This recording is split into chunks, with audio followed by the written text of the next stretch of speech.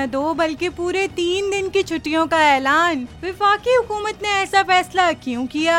वफाकी हुकूमत ने 14, 15 और 16 अक्टूबर को जुड़वा शहरों में आम तातील का ऐलान कर दिया है। आम तातील का नोटिफिकेशन भी जारी कर दिया गया। आम तातील की वजह शंघाई ताउन तंजीम का सरबराही इजलास है जो 15 और 16 अक्टूबर को इस्लामाबाद में होगा। शंघाई ताउन तंजीम का सरबराही इजलास में कई मुमालिक के सरबराहान और नुमाइंदे शरीक होंगे। 2 रोज कबल भारतीय वजारत खारजा के तर्जुमान की जानिब से बयान में कहा गया था कि भारत पाकिस्तान में होने वाले शंघाई ताउन तंजीम के इजलास में शिरकत करेगा।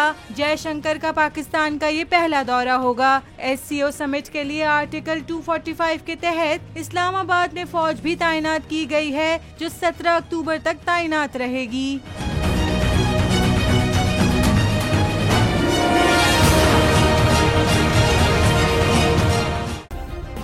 सब्सक्राइब करें और बेल दबाएं ताकि कोई खबर रह न जाए।